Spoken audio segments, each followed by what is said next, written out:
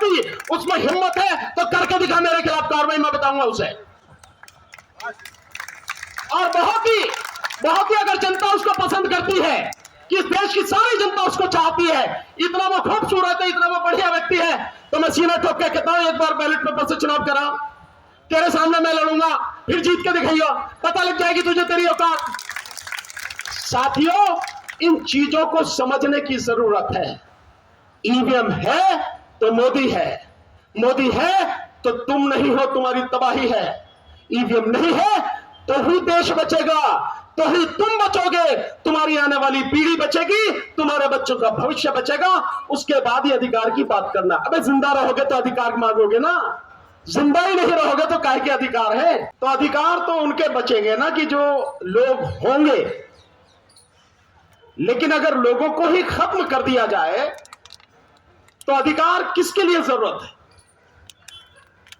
किसी के लिए जरूरत नहीं। और वर्तमान सरकार लगातार लोगों को खत्म करने का पूरा बंदोबस्त कर रही है। आपको मालूम होगा, बड़ा हल्ला मच रहा है कि संसद की सुरक्षा में चूक, और बीजेपी के जो एमपी है उसके माध्यम से पास बनवाए गए उन लोगों के जिससे वो अंदर पहुंचे, और उसी दिन दो महत्वपूर्ण कानून पास कर दिए गए और आप इसी सुरक्षा में अटके पड़े। एक, इलेक्शन कमीशन को अधिकार दे दिए, और दूसरे, अगर आर्थिक स्थिति के विषय में कोई भी बोलेगा तो उसे आतंकवाद माना जाएगा। ये कानून पास हो गए। 146 जो सांसद हैं विपक्ष के, उनको निष्कासित कर दिया, और उसके बाद में संसद में आईपीसी, सीपीसी, सीआरपीसी, इन तीनों पर बिना विपक्ष के हुए, बिना चर्चा के उन्हें पास करने की सारी व्यवस्था कर दी। आपको नहीं समझ में आ रहा कि जिस व्यक्ति के खिलाफ, जिस सरकार के खिलाफ आपको लड़ाई लड़नी है, उसकी रणनीति क्या है, वो कैसा छल कपट से भरा हुआ व्यक्ति है, किस तरह की चालें वो चल रहा है। आप अधिकार मांग रहे हो, वो आपकी गर्दन काटने के लिए सारे इंतजाम कर रहा है, आप अधिकार मांग रहे हो। पहले बचोगे तो अधिकार बचेगा ना, अधिकार मांगोगे। और मैं यूं नहीं समझता कि अधिकार मांग रहा, मैंने तो यही सुना, यहां बैठे हुए लोग हैं उनके मुंह से भी कई बार सुना कि अधिकार मांगे नहीं जाते, अधिकार छीने जाते, तो फिर मांग काहे को रहे यार मेरे? मतलब बड़ी अजीब अजीब सी स्थिति मुझे नजर आती है। साथियों, आपका कुछ नहीं बचेगा अगर आपको विश्वास नहीं है। जो सोशल मीडिया में बहुत गहनता से लोग रिसर्च कर रहे हैं और अपनी बातें आपके सामने रख रहे हैं, उनको सुनो। आप सब कुछ पूरी तरह से तबाह करने का इंतजाम कर लिया गया है, और ये सब कुछ कानूनी रूप से होगा, ये गैर कानूनी रूप से नहीं होगा। संविधान में, कानून में परिवर्तन करने के बाद पूरा देश पुलिस राज्य में बदल दिया जा रहा है, और उसके बाद पुलिस के माध्यम से आपकी गर्दन काटी जाएगी, आप चू भी नहीं कर सकेंगे। आपको नहीं समझ में आ रहा है, मैं बार बार इस बात को कहता हूं। इस मोदी को, इस मोदी सरकार को जब तक आप पूरी तरह से अंधकार में दफन नहीं कर दोगे, पाताल की गहराइयों में दफन नहीं कर दोगे, आपको कुछ मिलने वाला नहीं है, बचने वाला नहीं है। मिलेगा तो दूसरी बात है। अभी एक रिपोर्ट आई है, अभी आदरणीय राजन पाल गौतम जी ने जो बताया, आपको इससे नहीं समझ में आता कि 2.25 लाख स्कूल बंद हो गए। ये क्या है? और जो 2020 में नई शिक्षा नीति जो आई है, उसके अनुसार क्या है? हर चीज को प्राइवेट हाथों में दिया जा रहा है, हर चीज को। और जब सारी चीजें प्राइवेट हाथों में चली जाएंगी, शिक्षा को भी प्राइवेट हाथों में दिया जा रहा है, तो कहां से तो आप पढ़ेंगे, आपके बच्चे कहां से पढ़ेंगे, कहां से आपको जानकारी मिलेगी, कहां आप नौकरियों में आ सकोगे, कहां व्यापार में जा सकोगे, क्या कर सकोगे? कुछ भी नहीं साथियों। तो ये जो सारी चीजें हैं जिस तरह से की जा रही है, कुछ भी बचने वाला नहीं है। इसलिए मैं तो आपसे यह निवेदन करूंगा, अपनी आंखें खोलो और सबसे पहले इंतजाम इस सरकार को सत्ता से हटाने का करो। और साथियों, वो तभी संभव है जब ईवीएम को आप हटा पाएंगे, उससे पहले संभव नहीं है। मेरा एक ही सवाल है, अभी माननीय राजन पाल गौतम जी ने कहा कि जो जो पर्ची है वो पर्ची आप हमें 2 बैलेट पेपर में डालेंगे, फिर उसकी गिनती होगी। मैं आप सबसे पूछता हूं, या तो सारे पढ़े लिखे बैठे हैं, मैं सुप्रीम कोर्ट के जजों से भी पूछता हूं, मेरी वीडियो देखी होगी, हाई कोर्ट के जजों से पूछता हूं, या जज साहब बैठे हैं इनसे पूछता हूं, IAS IPS ऑफिसर से बैठता हूं, एक आदमी एक्सेप्ट सॉफ्टवेयर इंजीनियर उनको छोड़कर यह बता दे कि ईवीएम कैसे काम करती है। एक भी व्यक्ति बताए कैसे काम करती है, मालूम है किसी को? किसी को मालूम नहीं है। तो क्यों हम पर्ची के चक्कर में पड़े? क्यों हम किसी चीज के चक्कर में पड़े?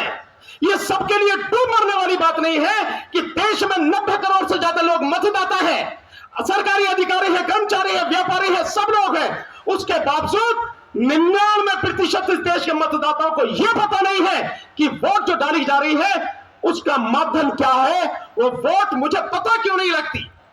बड़ी अजीब स्थिति है। 3 मशीनें हैं, एक है कंट्रोलिंग यूनिट जिसकी गिनती होती है, जिसमें वोट जाने की बात कही जाती है, एक है बैलेट यूनिट जिसमें मैं बटन दबाता हूं, और एक है आपकी वीवीपैट जिसमें आपको पर्ची 7 सेकंड के लिए दिखती है। या बताने कितने लोग हैं जो 7 सेकंड में पर्ची देख पाते हैं? देख पाते हैं 7 सेकंड में? नहीं देख पाते। और उसकी कभी गिनती नहीं होती। जो पर्ची असली अगर वोट मानी जाए तो वही है ना, उसकी कभी गिनती नहीं होती। गिनती किसकी होती है? उसकी जो कंट्रोलिंग यूनिट है, जिसमें आपने कहा जाता कि आपकी वोट उसमें गई, आपको नहीं पता आपकी वोट गई है, किसको गई है, कहां गई है, कुछ नहीं पता। बावजूद सुप्रीम कोर्ट के जजेस से लेकर सारे पढ़े लिखे लोग, अनपढ़ की तो बात ही छोड़ दो, इसी माध्यम से लगातार चुनाव कर रहे हैं, इलेक्शन वोट डालते चले जा रहे हैं। यह सबके लिए डूब मरने वाली बात नहीं है। मैंने बार बार कहा है कि पॉलिटिकल पार्टियां, विशेषकर कांग्रेस जो पार्टी है, और कांग्रेस के साथ साथ में जितनी भी इंडिया गठबंधन में ये 27-28 पार्टियां हैं, क्यों नहीं सड़क पर उतरकर इसका विरोध करती है कि ईवीएम से चुनाव होगा तो हम भाग नहीं लेंगे, चुनाव होने नहीं देंगे। और आप समझ लो, अगर आप ये नहीं करेंगे आंदोलन तो इसके बाद कुछ बचना नहीं है। मैं बार बार कह रहा हूं, आपकी सारी तबाही का, आपकी गर्दन काटने का मोदी ने इंतजाम कर लिया। मैं नाम ही लेके कह रहा हूं, मोदी ने, नरेंद्र दामोदर दास मोदी, उसमें हिम्मत है तो करके दिखा मेरे खिलाफ कार्रवाई, मैं बताऊंगा उसे। और बहुत ही अगर जनता उसको पसंद करती है, कि इस देश की सारी जनता उसको चाहती है, इतना वो खूबसूरत है, इतना वो बढ़िया व्यक्ति है, तो मैं सीना ठोक के कहता हूं, एक बार बैलेट पेपर से चुनाव करा, तेरे सामने मैं लड़ूंगा, फिर जीत के दिखाइयो, पता लग जाएगी तुझे तेरी औकात। साथियों, इन चीजों को समझने की जरूरत है। ईवीएम है तो मोदी है, मोदी है तो तुम नहीं हो, तुम्हारी तबाही है। ईवीएम नहीं है तो ही देश बचेगा, तो ही तुम बचोगे, तुम्हारी आने वाली पीढ़ी बचेगी, तुम्हारे बच्चों का भविष्य बचेगा। उसके बाद ही अधिकार की बात करना। अबे जिंदा रहोगे तो अधिकार मांगोगे ना, जिंदा ही नहीं रहोगे तो काहे के अधिकार है। इसलिए मेरा आप सबसे निवेदन है, ईवीएम के मुद्दे को पहला मुद्दा बनाकर इस पर संघर्ष कीजिए, सड़क पर आइए। जितने भी पॉलिटिकल पार्टी हैं, नेता हैं, सबको कहिए कि यह आम है। हालांकि इनसे कहने का कोई फायदा नहीं है, क्योंकि इन सभी नेताओं के रहते हुए आपके तमाम अधिकार कानूनी रूप से इसी संसद में, विधानसभाओं में खत्म कर दिए गए, और ये मुर्दे जरा भी कुछ नहीं कर पाए, सारे के सारे, चाहे 131 का हो या बाकी और जितने भी हैं, जो कहना है कह लो, लेकिन इनके रहते हुए सब कुछ हो गया। और पार्लियामेंट में आज की तारीख में जिस तरह की गुंडागर्दी चली है, मैं यही शब्द बोलूंगा, गुंडागर्दी जो चल रही है, ऐसी गुंडागर्दी लोकतंत्र में, किसी संसद में, किसी विधानसभा में आज तक कभी किसी ने न देखी, और न ही कभी किसी सरकार ने ऐसी की जैसी हो रही है।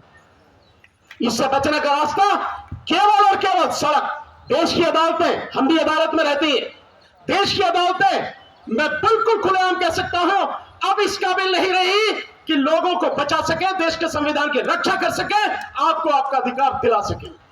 और जब अभी जज साहब कह के गए कि जून 18 में जब 4 जजेस बाहर निकल कर आए, तो उन्होंने भी तो पब्लिक से कहा था कि लोकतंत्र खतरे में, तो तब भी नहीं समझे। साथियों, जो स्थिति है, केवल और केवल देश की जनता सड़क पर आएगी तो ही देश बचेगा, अन्यथा कुछ बचना नहीं। मैं एक सूचना आपको देता हूं, शायद आप लोग साथ दे पाए हमारा। 6 जनवरी को इसी जंतर मंतर पर ईवीएम को हटाने के लिए हमने कॉल दी है, देश भर से लोग आ रहे हैं, इस बार बहुत अच्छा रेस्पॉन्स है। मैं आप सबसे निवेदन करूंगा, एक एक व्यक्ति जो यहां बैठा है और जो नेता है, ये सारे के सारे, मेरा अभी आपको निमंत्रण है, सारे के सारे 6 जनवरी को यहां आए। साथियों, मेरी बेटी की शादी नहीं है, मेरे बेटे का भी यहां नहीं है, जनता की लड़ाई है, हम सबकी लड़ाई है। अगर वाकई में आप चाहते हो देश को बचाना, बच्चों को बचाना है, आना पड़ेगा आपको, और नहीं आते हैं तो फिर कहिए मत कि आपके अधिकार लुट रहे हैं। आपने समय दिया, बहुत बहुत शुक्रिया। 6 जनवरी 2024, बहुत बहुत शुक्रिया। नमो बुद्धाय, जय भीम।